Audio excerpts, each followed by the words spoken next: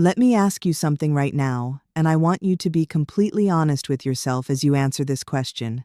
Does anyone in your family, maybe your mother, your father, your grandmother, or grandfather, struggle with memory loss, have issues with forgetfulness, or, God forbid, has been diagnosed with Alzheimer's?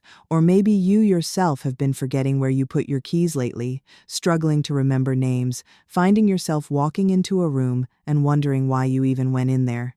If you answered yes to any of these questions, you need to watch this video all the way to the end. Don't skip a single second, because today I'm going to share with you a groundbreaking piece of information that the scientific world has discovered in recent years that hasn't been talked about enough in mainstream media, that doctors often forget to tell their patients or maybe aren't even fully aware of themselves.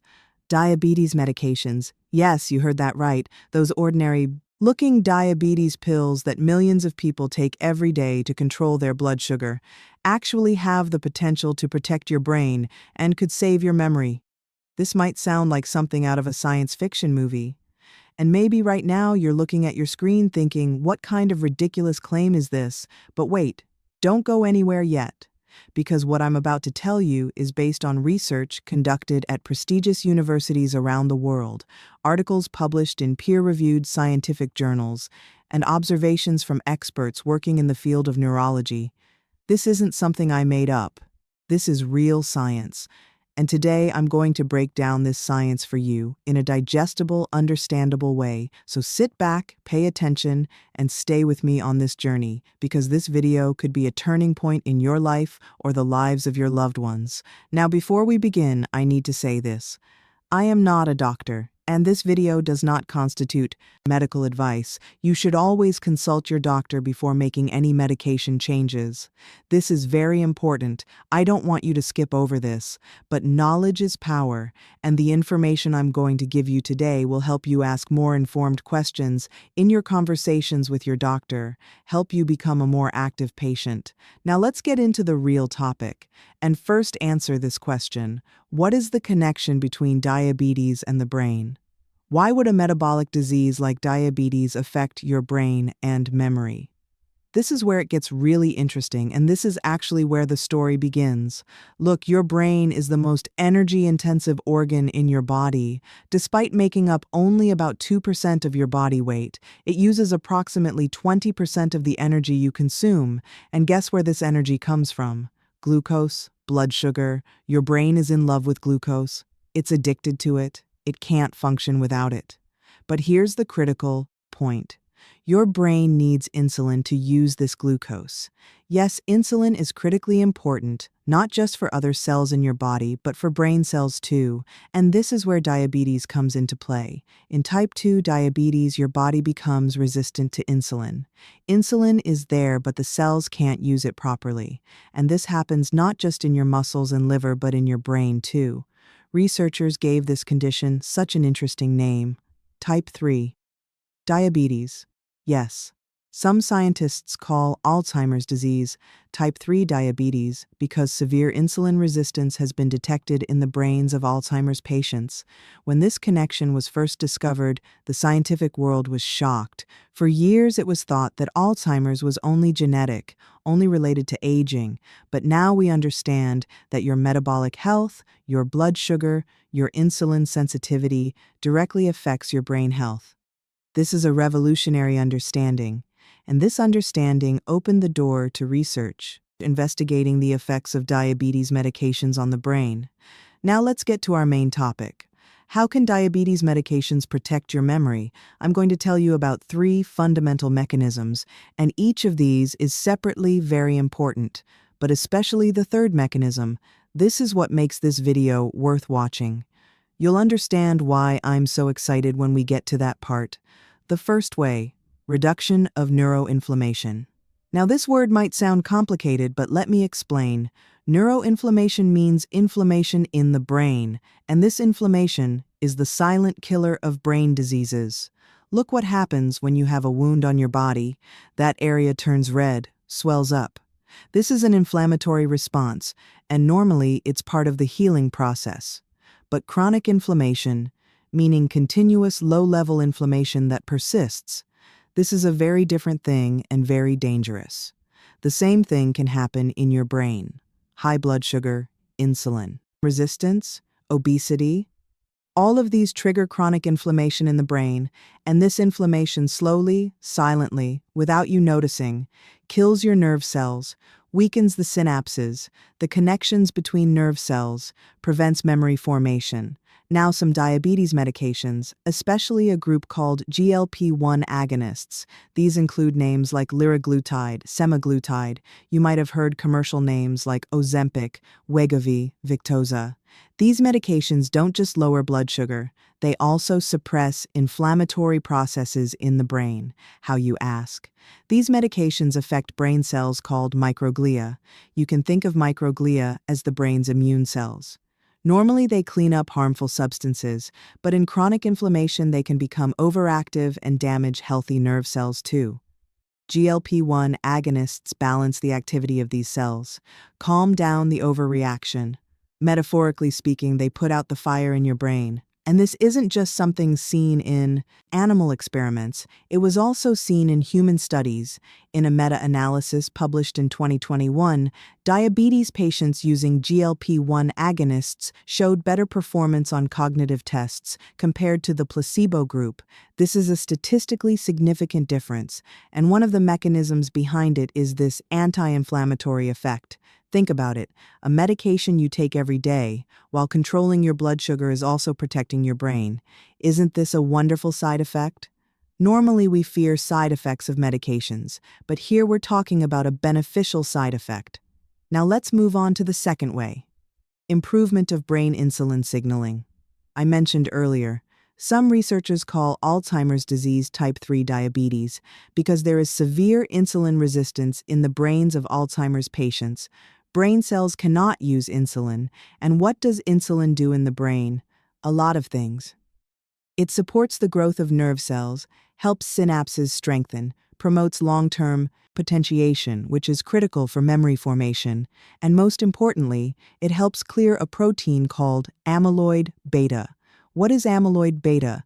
The most well-known marker of Alzheimer's disease, sticky plaques that accumulate in the brain. These plaques block communication between nerve cells and eventually cause cell death. Normally, a healthy brain can clear this amyloid beta, but when there's insulin resistance, this clearance mechanism breaks down, accumulation begins, and over the years, this buildup reaches critical levels. This is where diabetes medications come in, especially insulin sensitizers. Metformin is the most well-known of these, perhaps the most widely used diabetes medication in the world. It increases insulin sensitivity, not just in the body, but in the brain too. Metformin can cross the blood-brain barrier, meaning it can reach the brain, and there it improves insulin signaling. This way, brain cells can use glucose better. Energy production increases. Amyloid beta clearance speeds up. Epidemiological studies, meaning observational studies that follow large populations, showed that diabetes patients using metformin have a lower risk of dementia compared to those not using metformin. In one study, this risk reduction was around 20%. In another study, it was even higher. Of course, these are observational studies, so it's difficult to establish definitive cause and effect relationships. Maybe those who use metformin generally have healthier lifestyles. Maybe they go to doctor checkups more regularly. These factors can also affect dementia risk, but mechanistic studies, laboratory experiments, animal models, all of these support metformin's brain protective potential, and there are currently ongoing clinical trials testing whether metformin can be used in Alzheimer's prevention or treatment. We're eagerly awaiting the results. Now we've come to the most exciting part, the third way, and I'm warning you, this part will be a bit scientific, but I'll explain it as simply as I can, because I want you to understand this information. The third way, support of neuroplasticity and neurogenesis. You can think of these two words as your brain's superpowers. Neuroplasticity is your brain's capacity to change, adapt, restructure. When you learn new things, when you develop new habits, your brain physically changes. New connections form. Existing connections strengthen or weaken. This is a wonderful ability, and it continues throughout life. But with age, especially if there are metabolic problems, this plasticity decreases. The brain becomes more rigid, less flexible, learning becomes difficult, memory weakens, neurogenesis is even more surprising.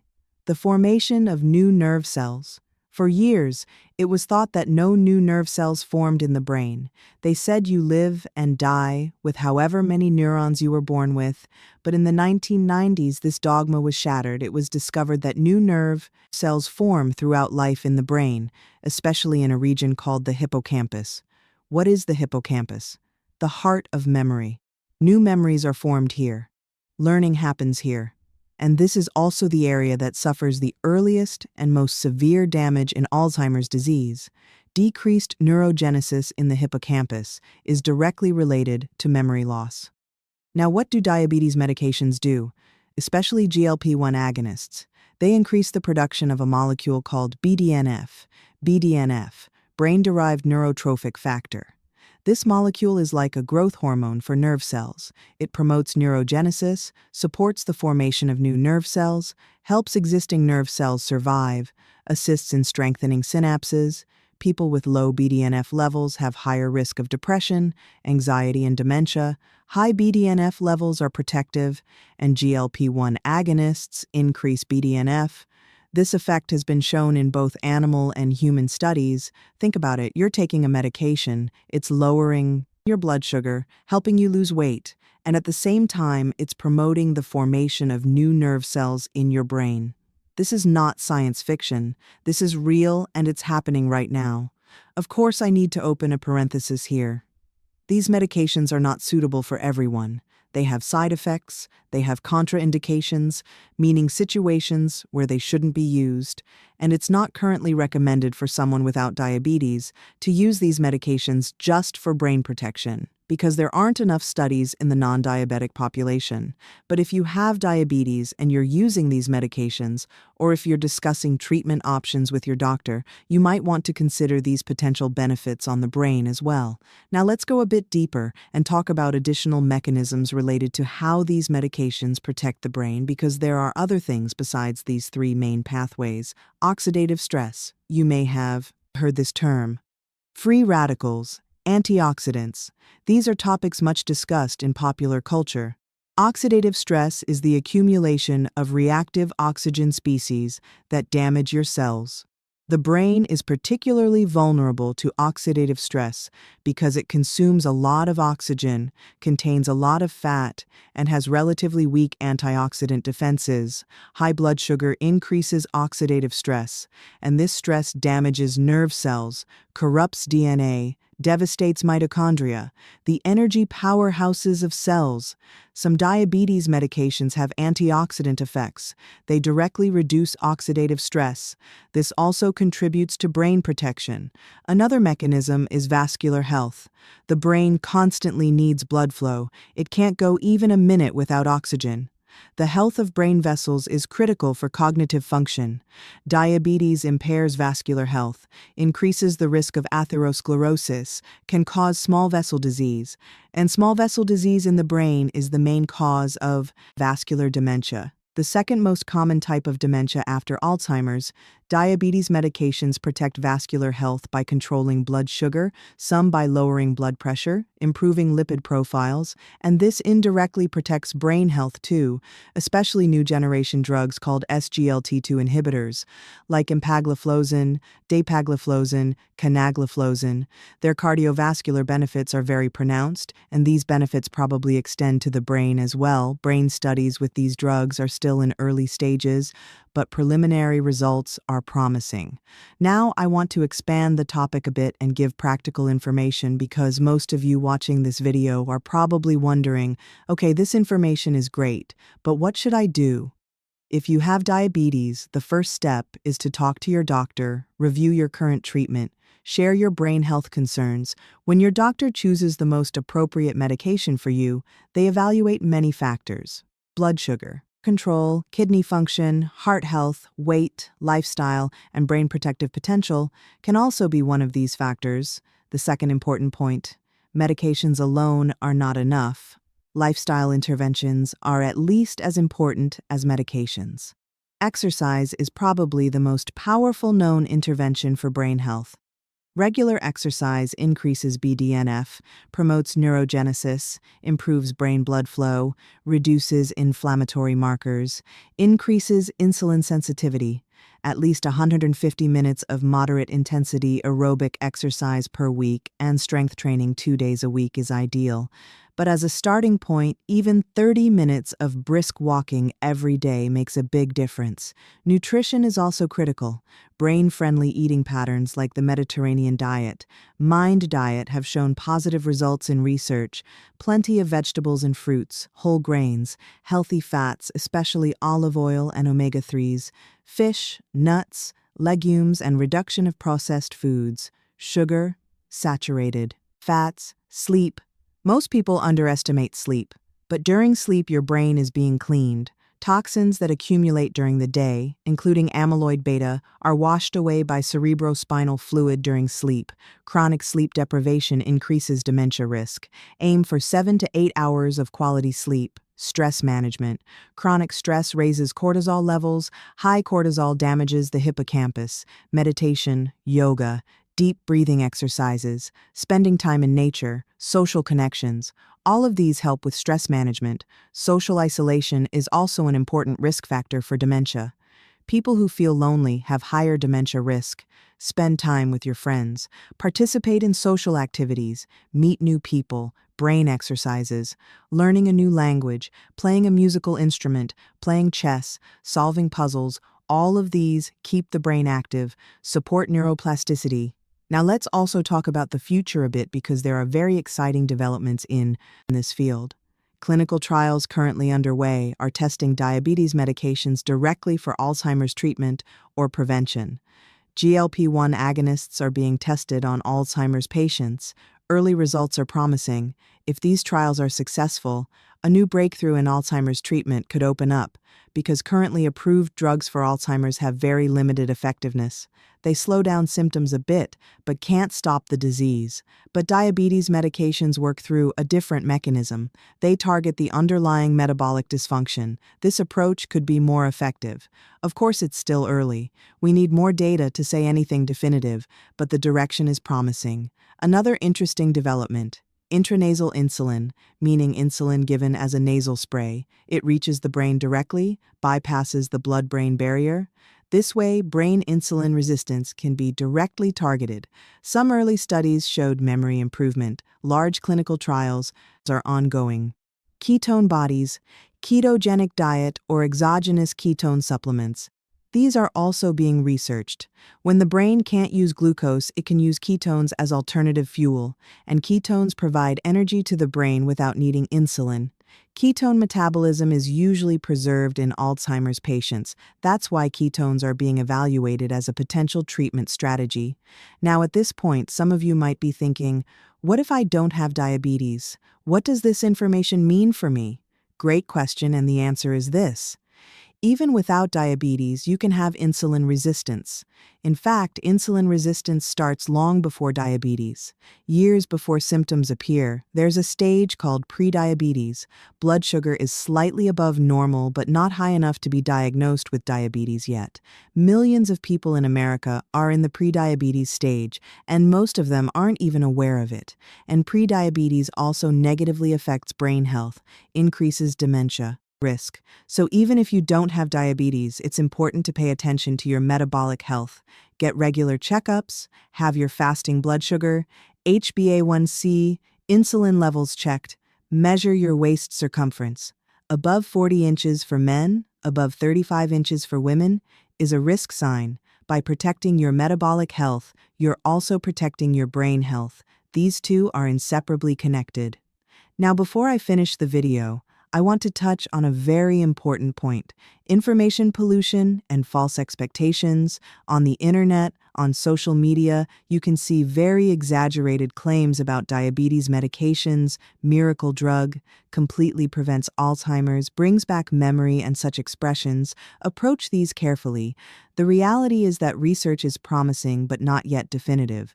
There is no approval that these drugs prevent or treat dementia. The effect size is not yet clear. Long-term outcomes are unknown. Don't run to your doctor asking for these medications after watching this video, especially if you're not a diabetes patient. Don't ask for them at all. What you should do instead is be informed, take your health seriously, evaluate your risk factors, and focus on lifestyle changes. If you're a diabetes patient, work with your doctor to optimize your treatment. Share your brain health concerns. Open this conversation, and of course follow the developments in this field. In a few years, we'll have much clearer data. Now I want to summarize the main messages of this video for you. First message: there is a strong connection between diabetes and brain health. Insulin resistance affects not just your body, but your brain too. Second message: some diabetes medications, especially GLP-1 agonists and metformin, appear to have brain protective potential. 3 fundamental mechanisms: reduction of inflammation, improvement of insulin signaling, and support of neuroplasticity and neurogenesis. Third message: these medications are not miracles. Lifestyle interventions are at least as important as medications. Exercise, nutrition, sleep, stress management, social connections, brain exercises. All of these work together. Fourth message: even if you don't have diabetes, your metabolic health affects your brain health. Prediabetes and insulin resistance are also risk factors. Fifth message: research in this field is progressing rapidly. We'll learn much more in the coming years. Follow the developments. Sixth and final message: take an active role in your health. Ask informed questions, collaborate with your doctor, but make decisions based on accurate information. Thank you for watching this video. I hope you found it useful. If so, don't forget to hit the like button, because this helps me reach more people. Write your thoughts in the comment section. Do you or your loved ones use diabetes medication? Was this information new for you? What other topics would you like me to cover? I read all the comments and I take your feedback into account when determining topics for future videos. Don't forget to subscribe to the channel and turn on the notification bell, because many more videos about health, brain, metabolism, and quality of life are coming. Share this information with your family, your friends, especially with people you know who have diabetes, because this information could make a difference in their lives. And finally, remember this: your brain is probably more resilient than you think. It has capacity for renewal. Change is possible. Small steps you take today can make big differences tomorrow. Stay healthy, stay curious, and see you in the next video.